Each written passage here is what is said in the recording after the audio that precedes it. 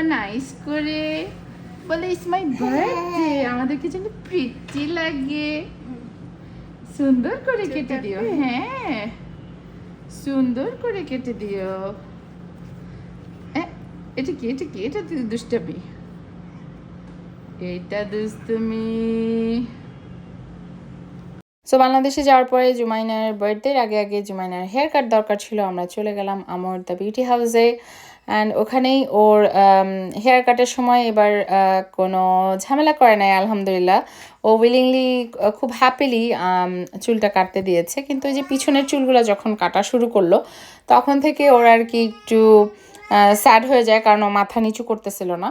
তো এই জন্য আমাদের কিছু করার ছিল না, তখন ওকে ফোনটা দিতে হয়েছে যেন হচ্ছে ওর কনসেন্ট্রেশন ওখানে একটু থাকে, আর হচ্ছে এর মাঝখানে যেন চুলগুলা কেটে ফেলে। তো আল্লাহ আল্লাহ করতেছিলাম, কারণ এই এই বয়সটায় মানে আমার ভয় লাগে, মনে হয় কি যে এখনই মনে হয় একটু কানের সাথে লেগে গেল, একটু কেটে গেল। আমি জানি না, আমার এটা খুব ভয় লাগে, তাই আমি ওর চুল কাটার ব্যাপারে একটু সেন্সিটিভ।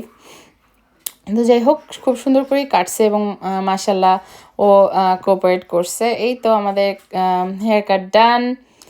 জুমাইনাকে কেমন লাগতেছে মাশাল্লাহ।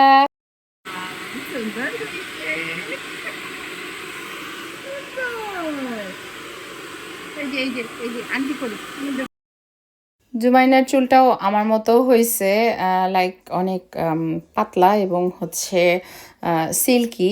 তো এই জন্য বেশিক্ষণ লাগে নাই ওদের হেয়ার কাটটা করতে। তো হেয়ার কাটের পরে সুন্দর করে সেট করে দিয়েছিল, যেটা আমি চাচ্ছিলাম, কারণ আমার কাছে ফিল হয় যে যদি চুল কাটার পরে সেট না হয় প্রপারলি তাহলে চুলটা ভাল লাগে না।